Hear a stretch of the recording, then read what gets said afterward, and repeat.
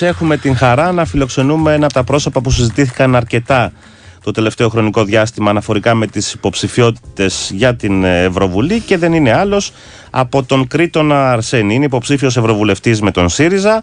Καλή σας ημέρα, κύριε Αρσένη. Καλημέρα. Μας ακούτε? Ναι, σας ακούω. Ωραία, καλημέρα. Η πρώτη ερώτηση που θέλω να σας υποβάλω είναι θεσμική ευρωπαϊκή.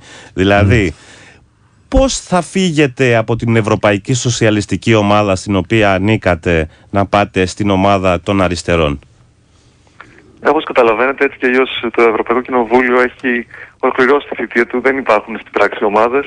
Η δικιά μου στάση είναι ξεκάθαρη από την αρχή. Είναι μια στάση υπέρ των κινημάτων, η στάση εναντίον της αρπαγής δημόσιας γης, όλα αυτά που βλέπουν να γίνονται στο ελληνικό, στο νερό, στη ΔΕΗ, τα φράγματα που πουλούνται αυτή τη στιγμή μαζί με τις λίμνες των νερών τους στην Άρτα. Είναι μια στάση καθαρά στάση της αριστεράς και η θέση μου είναι εκεί πέρα. Άρα θέλετε να μας πείτε ότι έως τώρα δεν σας εξέφραζε το Ευρωπαϊκό Σοσιαλιστικό Κόμμα? Αυτό δεν ήταν και θέσεις του?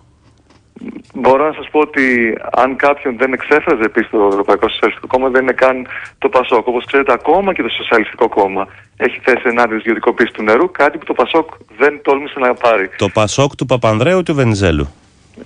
Το ΠΑΣΟΚ αυτή τη στιγμή είναι στην κόμμα κυβέρνησης, είναι στην κυβέρνηση, φέρνει κυβερνητικές επιλογές. Όχι, λέω συγγνώμη κύριε Αρσένη, ποιο ΠΑΣΟΚ δεν εξέφραζε, του Παπανδρέου ή του Βενιζέλου?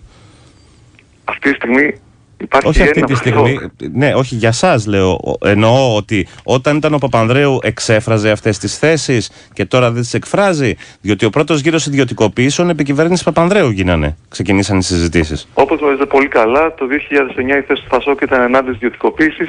Αυτή η θέση άλλαξε για το ΠΑΣΟΚ, για μένα δεν άλλαξε ποτέ. Μάλιστα, εσείς όμως δεν φύγατε τότε από το ΠΑΣΟΚ. Όχι, δεν έφυγα. Εννοώ ότι με το πρώτο μνημόνιο γνωρίζαμε όλοι ότι το ΠΑΣΟΚ κάνει ένα πρόγραμμα ιδιωτικοποίησεων με υπογραφή Γιώργου Παπανδρέου. Ακριβώς. Και Γιώργου Παπακοσταντίνου και κυβέρνηση Παπανδρέου. Τότε δεν φύγατε από το ΠΑΣΟΚ. Επιλέξτε να φύγετε από το ΠΑΣΟΚ όταν εξέφρασε αυτές τις θέσεις ο Βενιζέλος, ας πούμε. Η θέση μου ήταν σταθερή πάντοτε. Το 2009 είμαι ο πρώτος ευρωβουλευτής που καταφέρει καταγγελία για τις Κουρκές. Το 2010 είμαι ο πρώτος πολιτικός που επισκέφθηκε αυτό το τεράστιο περιβαλλοντικό κίνημα στις Κουρκές. Το 2011 καταγγέλλω το Γενάρη τις ειδικές σχέσεις της Τρόικας, προνομιακές σχέσεις Τρόικας με επιχειρηματίες. Μια καταγγελία που την κάνω και στον Όλι Ρεν.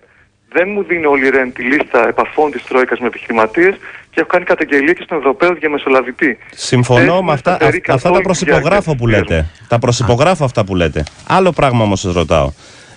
Αυτό που ρωτάω είναι γιατί δεν φύγατε τότε από το ΠΑΣΟΚ να ενταχθείτε στην ομάδα την αριστερή στο Ευρωκοινοβούλιο. Αφού και τότε δεν σας εξέφραζε το ΠΑΣΟΚ με βάση τις θέσεις σας. Αυτά που λέτε τα πιστοποιώ και εγώ ότι έτσι έχουν γίνει. Τα θυμάμαι πάρα πολύ καλά. Κοιτάξτε, βρέθηκα στο ΠΑΣΟΚ από τα κινήματα των πολιτών, από το περιβαλλοντικό κίνημα. Βρέθηκα στο ΠΑΣΟΚ σε μια στιγμή που σαν βασική πολιτική ήταν η πράσινη ανάπτυξη. Αυτή την ανάπτυξη, αυτή την πολιτική κλήθηκα να υπηρετήσω, την υπηρέτησα σε όλη μου τη θητεία, δεν άλλαξε εγώ θέσεις, άλλαξε το ΠΑΣΟΚ. Μάλιστα, βάση περιπτώσει. Έχετε μια διαφωνία. Ο αγώνας πώς πάει, τώρα κάνετε περιοδίες σε όλη την Ελλάδα? Πηγαίνω από τόπο σε τόπο, συναντάω τα κινήματα. Αν θέλετε και η δικιά μου, αυτό που θέλω να προσφέρω είναι οι γέφυρες μεταξύ των κινημάτων. Υπάρχουν τεράστια σιωπητήρια, υπάρχουν κινήματα πολυπληθή όπως αυτό της Κρήτης ενάντια της καταστροφής των χημικών όπλων της Συρίας, όπου μαζεύτηκαν στο Αρκάδι 10.000 συμπολίτες μας, κανένας δεν μίλησε γι' αυτό. Επιβάλλονται σιωπητήρια στα κινήματα, επικοινωνώ με τα κινήματα, προσπαθώ να τα φέρω σε επαφή, να σπάσουμε όλοι μαζί αυτά τα σιωπητήρια. Και ο κόσμος πώς το εισπράττει αυτό? Πώς το εισπράττει? Καταρχήν πώς εισπράττει αυτή την αλλαγή που κάνατε εσείς και κατά δεύτερον πώς εισπράττει αυτό το οποίο λέτε? Οι συμπολίτες μου που επικοινωνώ τα κινήματα δεν νιώθουν ότι έχει γίνει κάποια αλλαγή στη στάση μου, στη πολιτική μου. Είναι πάρα πολύ αγκαλιάζουν την συστράτευσή μου με το ΣΥΡΙΖΑ.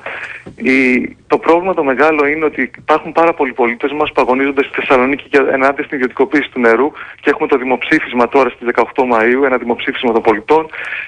Στα αεροδρόμια ενάντια στην ιδιωτικοποίηση των 21 αεροδρομίων της χώρας με απώλεια στα έσοδα του προπολογισμού κάθε χρόνο 200 εκατομμύρια.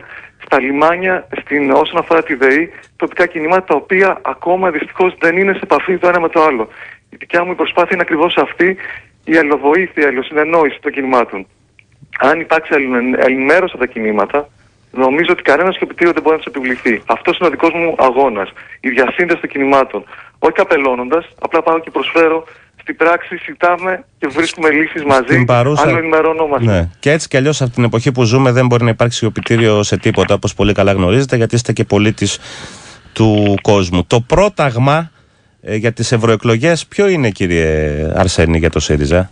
Αυτή τη στιγμή έχουμε 24 στις 28 κυβερνήσεις στην Ευρώπη δεξιές. Έχουμε μια συντηρητική πλειοψηφία στο Ευρωπαϊκό Κοινοβούλιο. Αυτές οι δεξιές κυβερνήσεις, όπως και η Νέα Δημοκρατία, είχαν τη ιδιωτικοποίηση, το κλείσιμο δημοσίων οργανισμών, τις απολύσεις στην προεκλογική τους ατζέντα και στο κυβερνητικό τους πρόγραμμα από το 1990. Θυμάστε τις αντιδράσεις της πολιτικής του κ. Μητσοτάκη. Αυτή η ανατροπή θα γίνει στις ευρωεκλογές. Είναι μια ανατροπή που αφορά τόσο πολύ τόσο τις πλειοψηφίες. Πιστεύετε ότι η ανατροπή θα γίνει σε όλη την Ευρώπη? Δηλαδή θεωρείτε ότι θα υπερκεράσει κάποιος το Λαϊκό ή το Σοσιαλιστικό κόμμα? Με βάση τα προγνωστικά πανευρωπαϊκά, η αριστερά από έκτο κόμμα θα γίνει τρίτο στο Ευρωπαϊκό Κοινοβούλιο. Είναι το κόμμα αριθμιστικός παράγοντας των αποφάσεων. Η ανατροπή στο Κοινοβούλιο όμως, όπως γνωρίζετε, θα φέρει και ανατροπή και στις κυβερνήσεις, καθώς οι μεγάλοι νίκες της αριστεράς που πιστεύω ότι θα επιλέξουν οι πολίτες μας στις 25 Μαΐου θα φέρει ανατροπή και πολιτική και στα πράγματα στην Ελλάδα. Οι κυβερνήσεις στην Ευρώπη αλλάζουν μία-μία και αυτή η ανατροπή περιμένει η Ευρώπη να ξεκινήσει από την Ελλάδα, που είναι το πειραματόζωο που δέχτηκε τις χειρότερες επιπτώσεις των μέτρων αυτής της πολιτικής λιτότητας, της νεοφιλελεύθερης πολιτικής που βιώνουμε όλοι μας. Ευχαριστούμε πολύ, κύριε Αρσένη. Κρήτον Αρσένης, υποψήφιος ευρωβουλευτής του ΣΥΡΙΖΑ. Το επαναλαμβάνουμε γιατί χρειάζεται σταυρός. Να έχετε καλή επιτυχία, κύριε Αρσένη. Ευχαριστώ πάρα πολύ.